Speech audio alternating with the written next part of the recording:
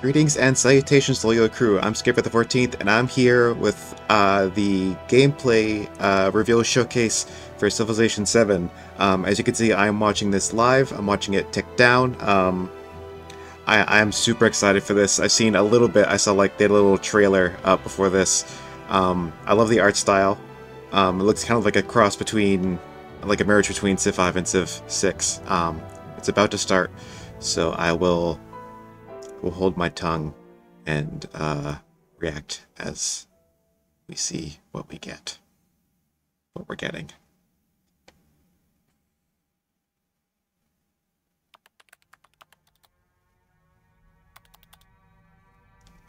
Oh boy.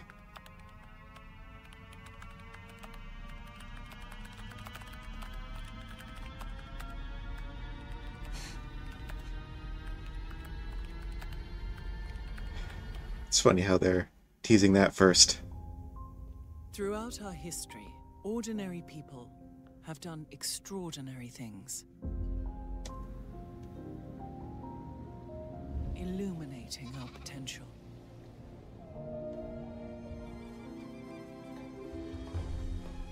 Looks like we're getting a woman for a narrator this time. Amazing. Created the impossible and destroyed the indestructible. Ordinary people chose to change the world, chose to dream, to build, to hope, to always hope. And if there's hope for one of us, there's hope for us all. Now it's your turn to reimagine civilization and build something you believe in. February 11th. That's a lot earlier than I was expecting. I thought it was going to be like, you know, a year from now, not like half a year.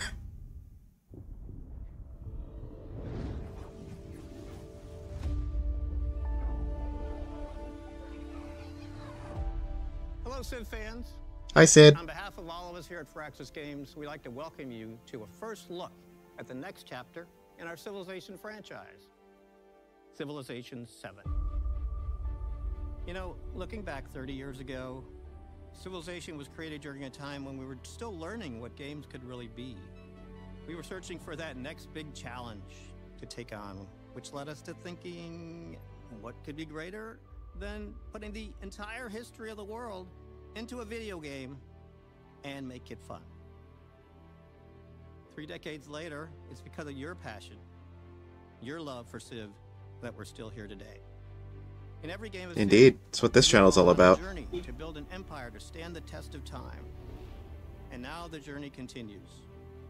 Prepare to take just one more turn on February 11th, 2025, when we launch Civilization 7 across PC and consoles, all on day one for the first time in franchise history. Ooh. This is by far the biggest, the most ambitious game we've ever made at Firaxis. It represents a significant gameplay evolution for the Civ franchise, and it's a game we plan to support for many years to come. I look forward to it. You'll learn about the vision for the game, the driving force that inspired our biggest new feature. You'll see your Civ world brought to life like never before, and you'll discover why Civilization 7 promises to be a revolutionary new chapter in this franchise that we all love so dearly. I cannot wait. Please enjoy. I will. Trying to let the trailer speak for itself. I don't want to talk over it too much. Civilization is the foundation of Firaxis. Whether you've been playing since the MS-DOS days or have joined us more recently, I started with we're Civ so 5. grateful for your continued passion. I think I've mentioned and that support. before. When you walk around our studio, you can feel the energy and excitement. You can see how inspired our people are to come in and build the next Civ game. Civilization is the ultimate historical strategy game. Your goal in Civ is to build an empire to stand the test of time. You select a civilization, led by a famous historical leader, and guide your Civ's journey across the entire span of human Looks like history. we'll be getting some verticality on these Shape maps, your like in empire Humankind. piece by piece, That'll be fun. from what technologies you want to research to what civics you want your society to uphold. and you compete with others on the world stage, engaging in diplomacy, negotiating alliances, and sometimes going to war. In every Civilization game, your empire has always been represented by a single civilization. You play through the entire span of history as that one civilization. This time around, we want to take you on a new journey. Oh? For the first time ever, in Civilization 7, the story of your empire isn't just that of a single civ, but several connected together through time. At the dawn of each new age of human advancement, you'll select a new civ to represent your empire. You'll build on and carry forward your previous achievements while unlocking new gameplay bonuses to reinforce or pivot your strategy. And by the end, you'll have forged a unique path through history. To show you what we mean, let's take you through the story of one such empire. Oh wow, so it's like taking the kind of core gameplay of Humankind, isn't it? Where you like select a new civ to play every era. I wonder how they're going to differentiate it from that. New age. The age of antiquity, where humanity begins to take its first steps into the annals of history. The great pharaoh, Hatshepsut, leads the civilization of ancient Egypt. Among the arid desert lands and a winding river, the seeds of our people are rooted in sand and water. That's a thick river. To discover what treasures and dangers lie beyond, a brave scout begins to survey and map the surrounding lands. As our population grows, a new granary is built to store food for hungry mouths.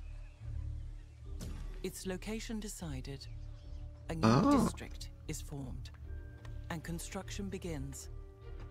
With more food available, our people look to make improvements to the land. An ancient fruit ripe for cultivating is spotted. Dates will provide more sustenance for our citizens, and their sweetness will make the people happy. A plantation is constructed to harvest this valuable resource. Over time, our city continues to grow as more. So everything is done with production, like Humankind, and for that matter, the Endless series? Advancements in technology Interesting. the needs of our people. Breakthroughs in irrigation further enhance our food production, while sailing unlocks our ability to traverse the nearby waters. It is now possible to journey further and expand our empire. Oh, you can actually see the people on the boats. Our scout travels along a navigable river. You can move along the rivers! Rewarded with the discovery of a Oh my god. series of waterfalls. Oh, that's so big. Natural wonder of the world attracts the imagination of our people, and brave settlers begin the long trek to claim new land for the Egyptian Empire. Plus, it looks like you expand your borders by building those improvements, A instead of new just town passively is through established accumulating near culture. the majestic falls. A town starts from humble beginnings and is initially used to gather nearby resources. Perhaps in the future, this town will grow large enough to specialize and gain its own identity as a city. Oh? Our expansion does not go unnoticed. A foreign scout is spotted, revealing the existence of a nearby independent power. Initial hostilities are tempered over time, as friendly relations begin to form. Are those the And city-states? peace does not dampen our ambitions. Our people strive forth to create great wonders the world has never seen before. As we continue to expand and explore the continent, we encounter new civilizations. They are eager to engage in a bartering of ideas and goods. Trade routes are established, providing mutual access to each empire's Leader of the resources. Mauryan civilization. So it's not just India as a whole. Unnoticed. Our neighbors' ambitions rival our own, setting us on a collision course. War is no longer avoidable. A great army is raised, led by formidable commanders who spur our forces quickly across the land. Looks like there are like different sizes of rivers, like some might be navigable, some might not be. For iron swords and armor.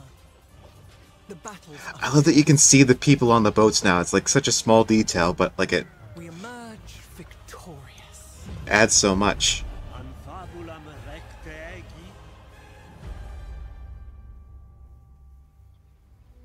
But the challenges of this age have shaken our mighty Egyptian empire to its core. The world changes. We feel the pages of history turn as the age of antiquity comes to a close. A new age of human advancement approaches. The age of exploration. A new age brings forth new challenges and new opportunities. New technologies to research. Oh, you get little bonuses, kind of like the New lands. the era bonuses in Civ 6. If we are to take on the challenges of this new age, we must adapt and select a new civilization to represent our empire. One that is better equipped to take on the challenges of the exploration age. Okay, so it looks like the Civ you can evolve into depends on what Civ you start with. And our actions in I was this thinking age that, will like, inevitably influence a future yet to come. you kind of follow like the existing historical So too do our development. neighbors. The stage is set. A new age begins. Will you follow a path set by history? Or will you pivot and forge something anew? What kind of empire will you make? What strategies will you pursue?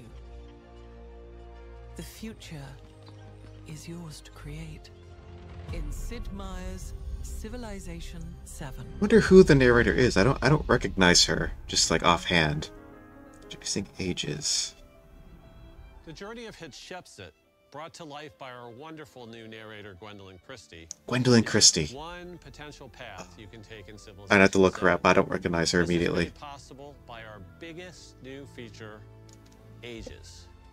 Ages are inspired by a transformational idea for Civ, that history is built in layers. This idea is a way of understanding how civilizations have grown, changed, and evolved over time. Think of the first civilizations of the world as creating an initial foundation. As a civilization grows, new layers are added to that foundation in the form of things like technologies, schools of thought, and cultural norms. At some point, civilizations, faced with a crisis that defines their time, must evolve. When that happens, these past layers don't disappear. Instead, they now serve as a new foundation for the new civilization. As the cycle repeats, connecting the past, present, and future together. Instead of playing as one single civilization across every age, you'll evolve your empire into a new civilization for each new age. One that is suited to take on the historical challenges of that time. Makes sense. Every age is designed to be like a historical sandbox, as a way to really immerse yourself in that time. Almost everything inside an age is exclusive to that age. That includes things like which technologies and civics you can research, what resources are available to be gained, which independent powers surround you, to even things like gameplay systems and civilizations, Really? all unique to that age. Having unique civs for each age is something we're really excited about. In the past, every civ needed to be balanced across a game that spans all of history. This naturally resulted in things like late-era civs being strong in the late game, but weak early on. Now, we can balance around the age itself. This means we can give every civ bonuses, units, and buildings that are always relevant and powerful. Having exclusive civs per age is also great for historical immersion. Every age feels like an epic showdown of some of the great powers of that time. We'll have Yeah, three having ages to tanks play. as ancient Egypt does The take out of it a little bit. age, when agricultural societies begin to cluster into urban centers, forming the foundations of the first civilizations. The exploration age, when the desire for precious commodities from distant lands spurs empires to stretch across great oceans. And the modern age, a period of incredible technological growth and global conflict, where mankind goes from the development of the steam engine to the splitting of the atom.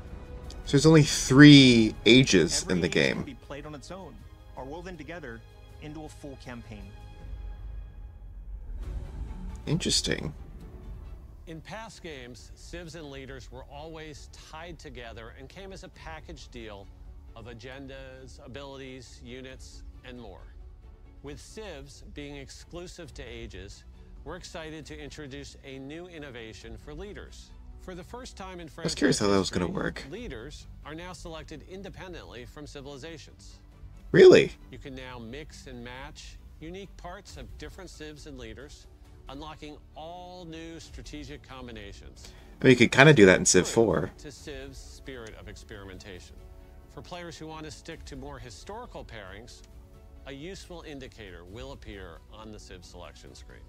We're also taking the opportunity to expand who we consider to be a leader in Civilization 7. We'll continue to have traditional heads of state such as Hatshepsut, but we're also excited to have new leaders in areas such as philosophy, religion, science, and more. And Having Franklin. leaders stay the same across ages helps bring a sense of who you're playing against in Civilization 7. It also gives you the opportunity to keep the theme of evolution going. As your empire evolves from one age to the next, it's important that your leader grows as well. Oh. All leaders now have attributes that can further specialize their skills. These attributes can be gained in a variety of ways, from completing narrative events to rewards for researching certain technologies and civics. Overall, leaders are getting a huge upgrade. They're more powerful, more varied, and more strategically interesting than ever. We cannot wait for you to discover your new favorite leader in Civilization 7. That's cool. They're kind of like, almost like characters, like in Crusader Kings. Or Old World, I guess. I haven't actually played Old World, but... It is an incredibly exciting moment. You'll select a new civilization to represent your empire in the new age. You'll choose parts of your past civ to carry forward into the new one. Ah.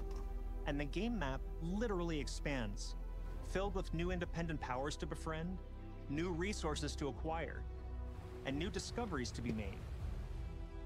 During an age transition, there are a few factors that determine which civ you can evolve into.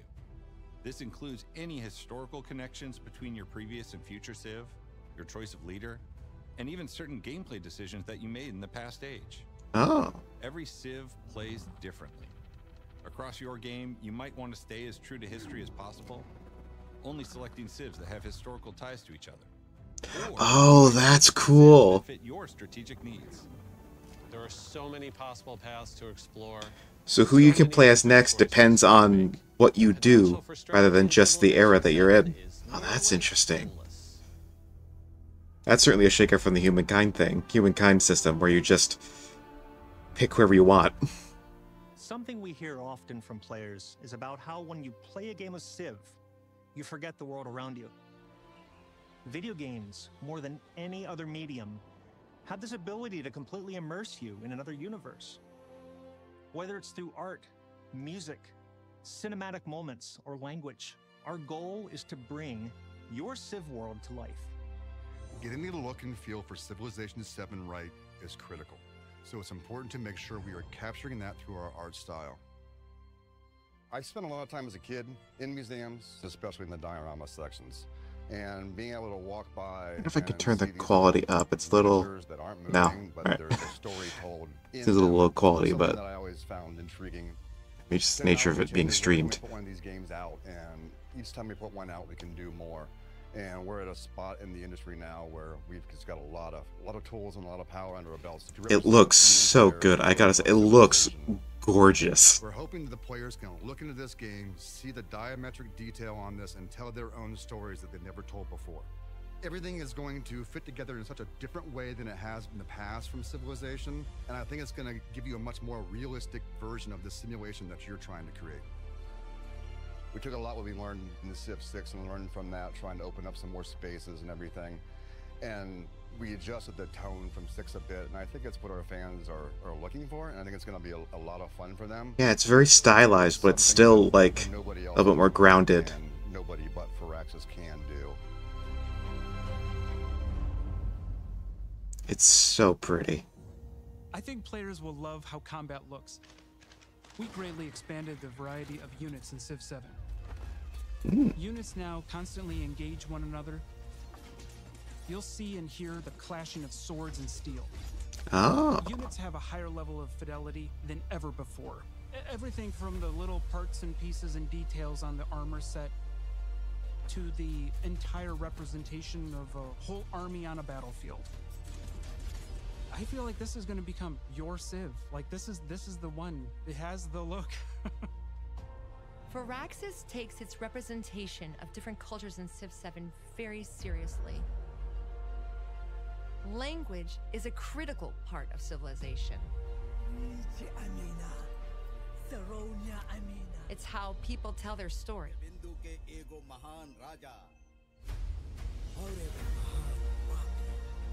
This is important because we are trying to teach through this game, and it's important to our players.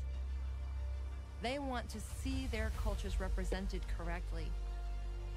In many cases, some players have never seen their cultures represented anywhere else. It brings great pride and joy to be able to see themselves included in the history of the world. Music also plays an important role in bringing out the spirit and essence of each civilization.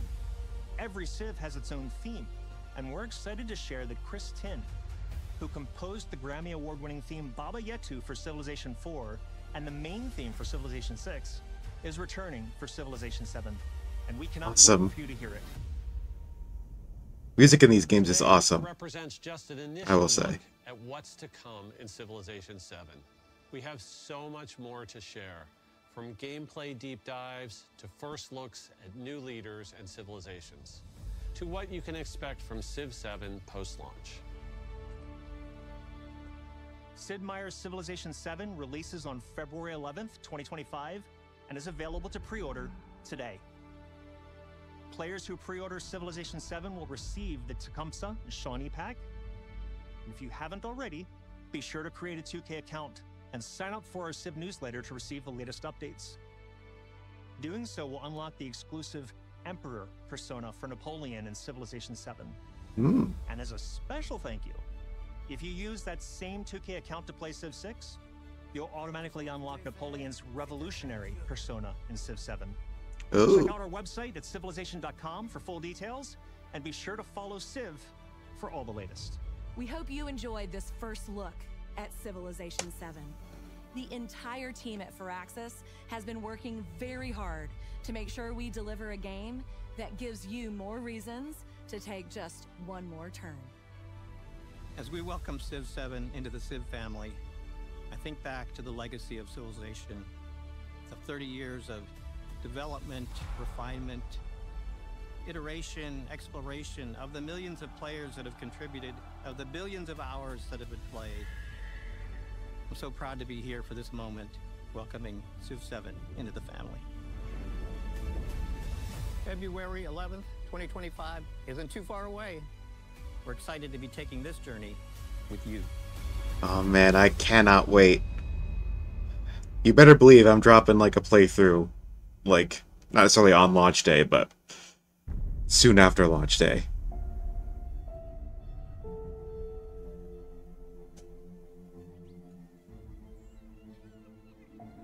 Yeah, this was the video I saw on Reddit before this whole thing. Yeah, navigable rivers.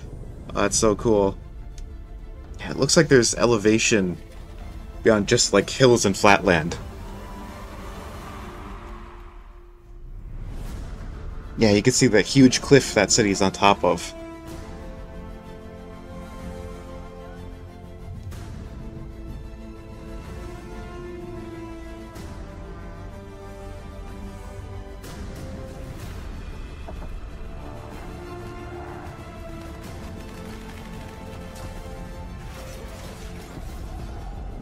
I can't wait.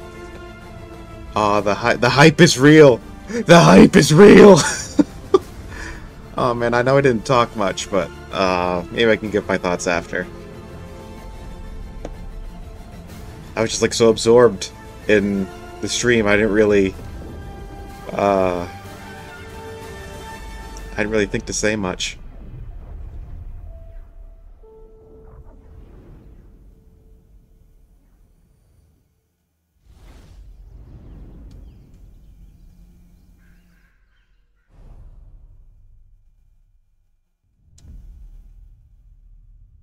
Right. Yeah, so that's the Alright,